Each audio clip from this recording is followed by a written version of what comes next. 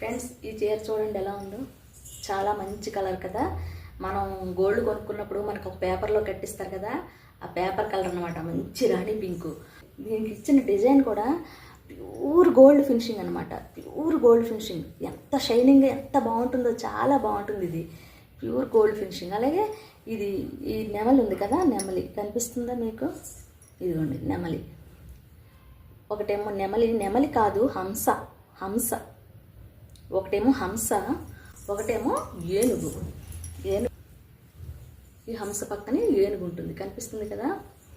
అయితే మా సిస్టర్ వాళ్ళ పెద్దబాబు మ్యారేజ్కి పెట్టారు నాకు. కాస్ట్కి మించిన లుక్ కనిపిస్తుంది చీర. చాలా కళాత్మకంగా ఉంది చూడండి.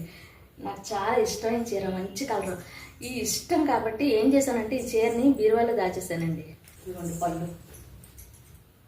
పళ్ళు చూసారా ఎంత బాగుందో, ఎంత గ్రాండ్, చాలా గ్రాండ్ లుక్ అనమాట. డిజైన్ కానీ మొత్తం బార్డర్ కానీ చాలా బాగుంటుంది.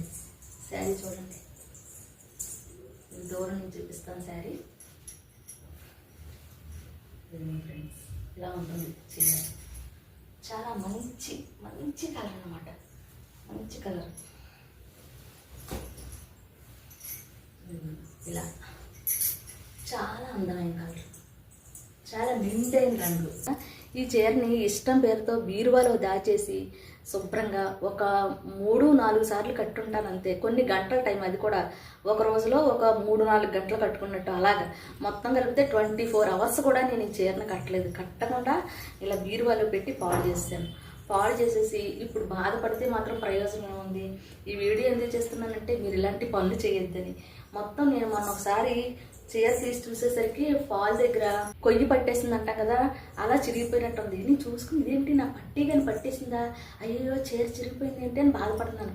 చూస్తూ ఉంటే చీరని అలా ఇంకా అక్కడక్కడ కనిపిస్తూనే ఉన్నాయి. అయ్యో చీర ఏంటి ఇలా అయిపోయింది, పట్టు చీరలు విడిపోతాయి కదా, బహుశా విడిపోతుంది. దాన్ని ఎలా విడిపోయిందో చూపిస్తాను నేను మీకు. చూపిస్తాను. ఇదిగోండి ఇలా విడిపోయింది చీర అంతా కూడా, ఇలా విడిపోయింది. అక్కడక్కడ ఇలా విడిపోయింది.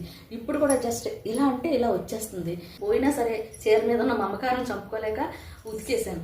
కలరు దిగలేదు, క్లాత్ పాడవలేదు. నేను మెయింటైన్ చేయడం కష్టం కదా, మళ్ళీ డ్రై క్లీనింగ్ ఇవ్వాలి, ఎప్పుడో కట్టుకుందాంలే అన్నట్టుగా ఇలా వదిలేసాను. బీరువాలు వదిలేయడం వల్ల చీరంతా శుభ్రంగా పాడు చేశాను. చేతిలోనే నా చీర నేను పాడు చేసుకున్నాను అనమాట. ఇప్పుడు బాధపడే ప్రయోజనం లేదు కదా. కాబట్టి మీరందరూ కూడా చీరలు బీరువాలో పెట్టుకుని దాచేసుకోకండి, కట్టేసుకోండి. ఇంకొకటి ఫ్రెండ్స్, ఈ శారీ నాకు ఎలా ఉందో కూడా మీరు చెప్పాలి. బాగుంది అని మీరు కామెంట్ ఇస్తే నేను సేమ్ కాంబినేషన్ ఇదే కలర్లో ఇంకో చీర కొనుక్కుంటాను.